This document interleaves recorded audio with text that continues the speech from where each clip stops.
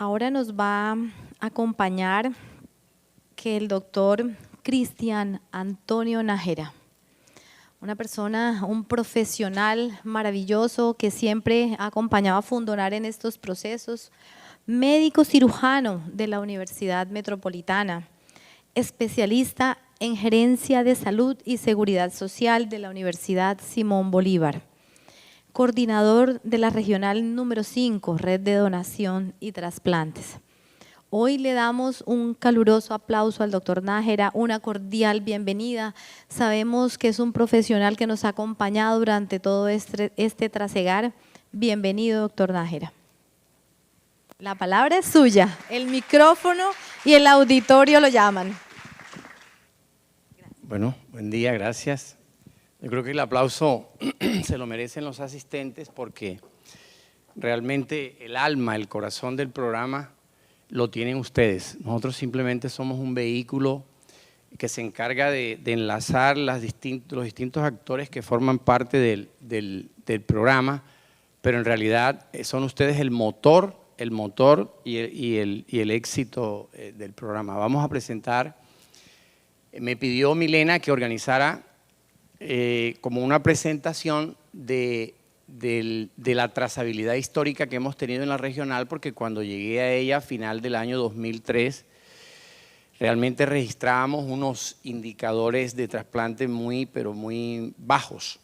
Hoy hemos roto ese paradigma y nuestra regional, como lo reconoce el Instituto Nacional de Salud, fue la que más creció en Colombia en el año 2018 y la tendencia del nuevo año muestra que llevamos ese crecimiento. Entonces, eso gracias al trabajo en equipo que venimos realizando con todos los actores, incluyéndolos a ustedes, por supuesto. Bueno, aquí están los responsables de la dirección del programa, encabezado por nuestro gobernador Eduardo Verano, el secretario de Salud, nuestro subsecretario y mi persona. Sin donante no hay trasplante, definitivamente. Bueno, cuando llegamos al programa, lo primero que establecimos fue un diagnóstico del por qué la situación, por qué no arrancaba a final del 2013. Y dentro de ese diagnóstico pudimos identificar, entre otras, voy a leerles muy rápidamente algunas de las variables que nos sirvió de elemento para poder diseñar el plan de acción con el cual hemos venido trabajando, que es el que nos está dando los resultados. Por ejemplo, identificamos que había un desconocimiento de la comunidad. La gente realmente no conocía del programa. No existía un reporte diario de las IPS generadoras. Eso no se daba en ese entonces. No existía un proceso de articulación con el CRUE, que es el organismo del sector salud que trabaja 24 horas del día, festivos, dominicales, fines de semana, indistintamente del día del año y de manera continua. Entonces el proceso no podía detenerse un viernes, no, era necesario garantizar la continuidad del mismo aún en los festivos y dominicales. No disponíamos de médicos auditores, no existía un trabajo integrado y en equipo de IPS generadoras, IPS trasplantadoras y de la Secretaría de Salud. Tampoco existían criterios de distribución de tejidos y de órganos.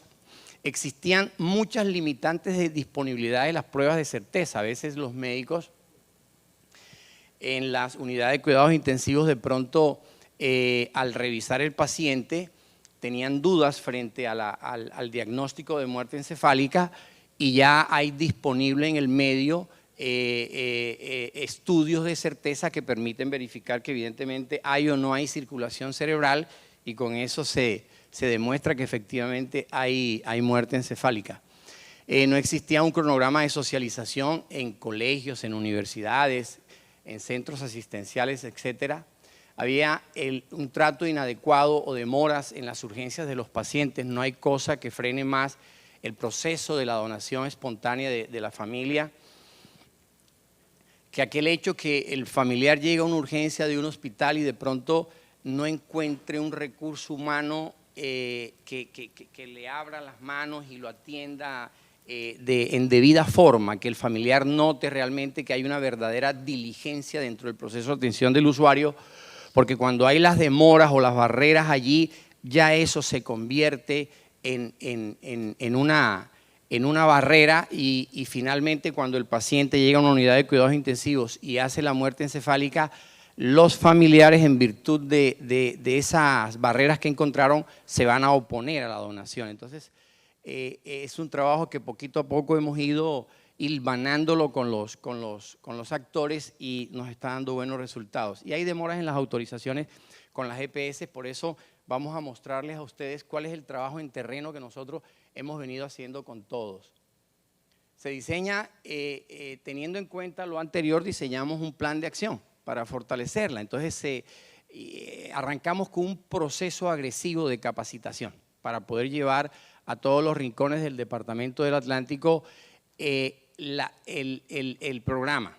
Entonces se diseñó una pedagogía con un cronograma de actividades que incluía centros de salud, clínicas públicas, clínicas privadas, incluía EPS, incluía colegios, incluía universidades.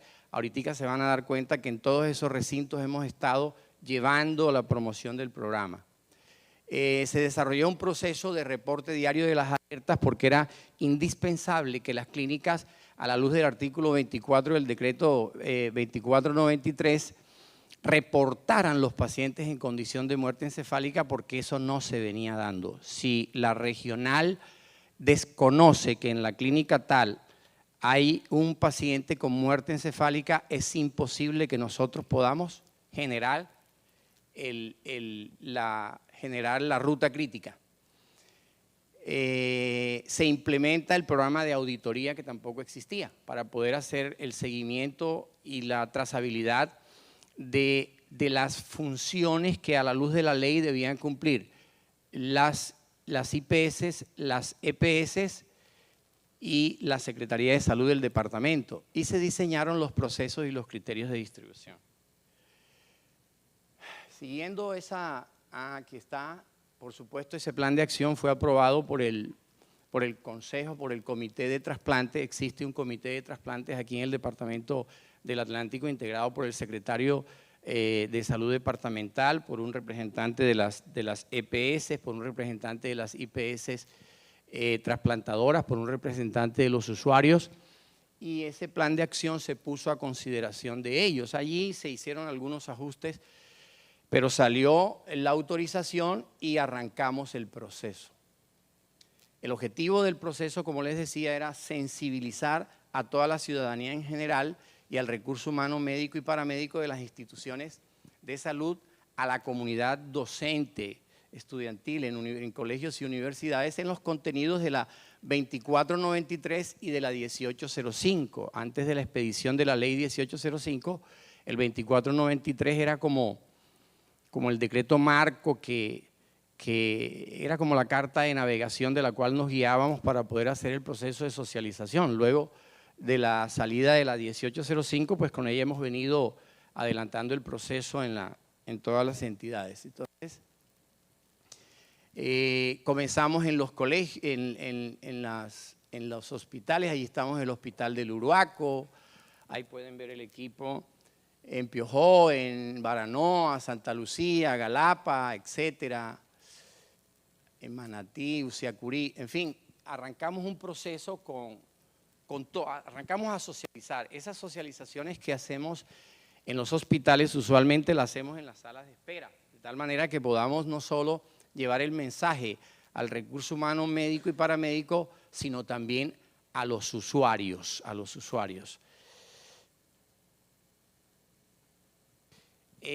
La variable de socialización logramos llevarla a todos los rincones, incluyendo centros comerciales de la ciudad y del departamento.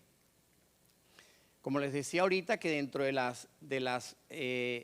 las falencias que teníamos, existía la falta de información de las IPS. Es decir, hay algo que se conoce como la alerta. ¿Qué es la alerta? La alerta es aquel usuario que se encuentra en las unidades hospitalarias, ya sea en las urgencias o en unidades de cuidados intensivos, pero son todos aquellos pacientes que tienen un alto impacto dentro de su salud y generalmente con un compromiso grande del sistema nervioso central. Y son aquellos usuarios en los que usualmente ya la ciencia médica agotó todo el potencial terapéutico para salvar sus vidas. El caso de nuestra compañera que nos comentaba la situación de la mamá, la ciencia médica ya no puede hacer más nada. Entonces, cuando eso ocurre, las clínicas están obligadas a notificar la situación de esa paciente a nosotros como coordinador regional, como coordinación regional. Eso es lo que se llama una alerta. Tan pronto eso llega a la coordinación regional, se traslada la notificación a la coordinadora operativa que esté de turno. Hoy nos acompaña la doctora Milena, tenemos 3 coordinadores operativos, no sé si están los otros 2 acá. Y ese médico coordinador operativo, dentro de su labor, tiene la obligación de trasladarse a esa clínica que notificó a ese paciente para, junto con el personal médico, llevar a cabo el proceso de gestión operativa de la donación. Por supuesto que no podemos intervenir hasta que exista en la historia clínica del paciente el concepto de que tiene muerte encefálica, y ese concepto en la historia clínica debe ser registrado por 2 médicos de esa clínica. Uno de los 2 debe ser especialista en ciencias neurológicas, o sea, o es neurocirujano o es neurólogo. Luego de que existe ese criterio sentado en la historia clínica es cuando nosotros podemos entrar a actuar, porque ya se tiene la seguridad de que evidentemente el paciente no es posible mejorar su estado de salud, ya está en muerte encefálica. Les decía ahorita que cuando algún médico tiene alguna duda frente a ese diagnóstico de muerte encefálica, sencillamente puede ordenar un Doppler transcraneal, una arteriografía cerebral para verificar si hay o no circulación cerebral, y ya con eso se constata evidentemente, pero el diagnóstico de muerte encefálica usualmente es clínico y hay unos signos que están en el decreto 2493 que así lo establecen. Como no se daba ese proceso de notificación, entonces comenzamos a hacer una socialización en todas las clínicas de la ciudad y creamos el proceso con unos correos para que el flujo de información llegara diariamente. Eso lo hicimos clínica por clínica.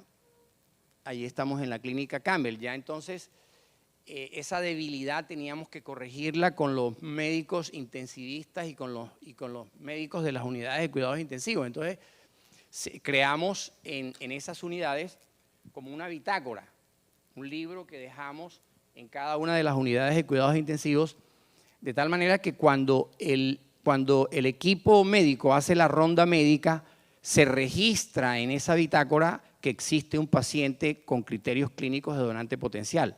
La enfermera jefe está en la obligación de revisar esa bitácora después de que se hacen las rondas médicas mañana y tarde. Es decir, si se hizo la ronda médica a las 7 de la mañana, a las 9 debe estar registrado si existe un paciente con criterios de muerte encefálica y la enfermera tiene la obligación de notificárnoslo a nosotros. Lo mismo en las horas de la tarde. Eso nos ha permitido a nosotros captar un mayor número de alertas y tener la disponibilidad de pacientes donantes. Por eso hemos crecido en estadísticas. Ahí estamos en la clínica Campbell. Ahí estamos en la clínica de la Costa. Bueno, ahí estamos en otras clínicas de la ciudad.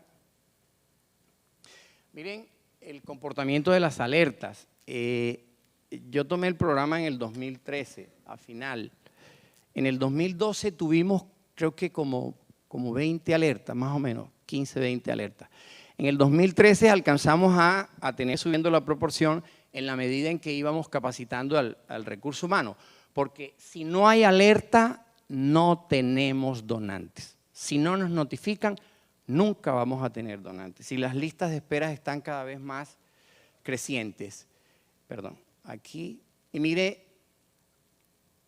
aquí cómo fue subiendo. Ya tenemos 376. Ese es el reflejo de la disciplina en la que han caído todas nuestras clínicas aquí. Por supuesto que eso lleva un seguimiento de un programa de auditoría que también lo creamos acá. Entonces, creamos el programa de auditoría con la venia del Consejo Asesor, del Comité Asesor, y nosotros visitamos cada clínica todos los meses, revisamos la bitácora de la cual le hablé ahorita, y si existe algún paciente que no lo notificaron por negligencia, de pronto por olvido, sencillamente se hace un plan de mejoramiento para que no se incurra nuevamente en esas faltas, porque cada paciente que se olvida reportar es una gran oportunidad que perdemos de ayudar a muchos pacientes que tenemos ahorita en lista de espera. Entonces, eso nos está dando esa trazabilidad. Mire cómo vamos ya en el 2019. Eso es a 15 de mayo del 2019. Entonces, deja ver que de pronto vamos a superar la cifra del 2018. En la medida en que más alertas tengamos, más donantes vamos a tener. ¿Ya? Ok. Aquí ustedes pueden ver, por ejemplo, las clínicas que más han donado pacientes. Mire cómo se destaca el Camino Adela de Char. Hemos tenido 9 pacientes donantes reales de allí, y ahí seguidito está la General del Norte, la Campbell, etcétera. Entonces, ya prácticamente toda la gama de clínicas, el personal médico de las clínicas está bastante familiarizado con el tema. O sea, hemos logrado impactar de verdad con ese proceso de socialización que hoy están dándose los resultados. Tenemos un sueño muy grande, y es que nosotros aquí ahorita, como regional, tenemos la responsabilidad de trasplantar todos los usuarios que sean de Atlántico, de Magdalena, de Bolívar, de Sucre y de Guajira. Esos son los 5 departamentos que la nación le entregó a la Gobernación del Atlántico para que liderara los procesos de donación en los pacientes de esos departamentos. Y de hecho, ahorita van a ver las estadísticas, cuántos pacientes le hemos trasplantado a Bolívar, van a ver cuántos le hemos trasplantado a Magdalena, a Sucre, a Guajira. Y lo que queremos de pronto es llevar el proceso de promoción, ojalá este mismo año, a Cartagena y a Santa Marta, porque resulta que todos esos órganos están saliendo de aquí, de Barranquilla, y es necesario que esas entidades también se articulen como parte activa dentro del proceso, porque sí es nuestra responsabilidad atender las necesidades de órganos y tejidos de ellos, pero también esto tiene que ser en doble vía. Entonces, las autoridades en salud de esos departamentos vamos a comprometerla. Esta es una gráfica en donde con la compañía de una de las fundaciones que nos apoyan, hemos logrado premiar y destacar a las entidades que más se destacan con pacientes donantes. También estamos haciendo eso como una forma de incentivar, de agradecerles y de incentivar en ellos que no se caiga el proceso interno que ya arrancó en ellos y que cada vez se fortalece en todas nuestras clínicas. Por eso vemos el futuro con mucho optimismo. Aquí está, bueno, ahí está la Clínica General del Norte, que también llegamos allí. También nuestra promoción la llevamos hasta las EPS, porque les decía ahorita, las EPS tienen 2 componentes aquí dentro del proceso. Número 1, si una EPS demora alguna autorización para un usuario que requiera cualquier tipo de ayuda diagnóstica o cualquier tipo de servicio, les decía ahorita que esa es una barrera. Ya la familia siente allí que el sistema no está apoyando a su familiar, que no está apoyando a su enfermo. Y si la familia siente que no lo está apoyando, cuando usted vaya a hacer el ejercicio de la entrevista o de gestión operativa, la familia va a rechazar y no va a aceptar la donación. Eso lo hablamos. Y en las EPS también hemos sido insistentes con ese tema y hemos logrado que las EPS entiendan el mensaje y que fluyan las autorizaciones rápidamente para evitar que la familia se impacte de esa manera. La otra variable que nosotros venimos trabajando con las EPS es que nosotros aquí en el departamento teníamos una sola clínica hasta hace poco, trasplantadora de riñón, una solita. Como el programa ha arrancado fuerte, ya tenemos 4 clínicas trasplantadoras de riñón. O sea, se ha dado como un interés por las clínicas y por las entidades de abrir esos servicios. Eso habla bien del programa porque los empresarios o los dueños de esas entidades pues se dan cuenta que de verdad las cosas están caminando y apuntan. Entonces, ¿qué necesitamos? Que hay muchas EPS que todavía tienen usuarios en lista de espera de clínicas por fuera del departamento. Entonces, ya ese concepto de que el paciente que necesitaba un trasplante renal tenía que ir a Bogotá, tenía que ir a Medellín, ese concepto lo hemos cambiado. Ya la gente no tiene que salir. Eso genera traumas a una familia, eso encarece los costos del proceso. Entonces, hemos venido con ellos en ese diálogo porque además se fortalece la regional nuestra, ¿no? En la medida en que tenemos más prestadores de servicio, la oferta se amplía y hay el espacio para que quepan todos. Aquí estamos en esas EPS llevándoles el mensaje. Aquí están otras EPS y así lo hemos hecho con todas. Abordamos a aquellos pacientes. Aquí hay una pacientica, esta niña era una niña de Swan, le hicimos trasplante de riñón. Cuando abordamos a esa niña tenía una situación bastante complicada. Hoy es una estudiante maravillosa, muy agradecida con el programa. Y a los pacientes también los abordamos. Tenía unas dificultades. Nosotros a los pacientes los recibimos cuando tienen dificultades, y cuando tienen dificultades los escuchamos, levantamos unas actas de las quejas que tengan de la prestación del servicio y sencillamente cuando toca llamar a la personería, a la defensoría, vamos ante la EPS con la defensoría, con la personería, levantamos acta y le solucionamos el problema. Esa es una muestra del número de personas que capacitamos el año pasado. Ahí ustedes pueden ver, en instituciones educativas capacitamos 966, en hospitales 265, en EPS 93 y en IPS generadora. Allí tenemos, por ejemplo, les mostramos cómo vamos en trasplante renal. Mire que cómo empezamos aquí, cómo hemos ido subiendo. El año pasado hicimos 50, ya llevamos 33, con corte ahorita a 20 de mayo, 33. Eso supone que vamos a crecer. Yo sé que vamos a crecer, vamos a estar muy por encima de la meta alcanzada el año anterior. Allí los tenemos ya por ciudades. Esta es una gráfica que muestra los trasplantes de médula ósea que realizamos. Mire el comportamiento de ellos también. Allí tenemos el total de trasplantes de córnea. Mire cómo se disparó el año anterior hicimos 234.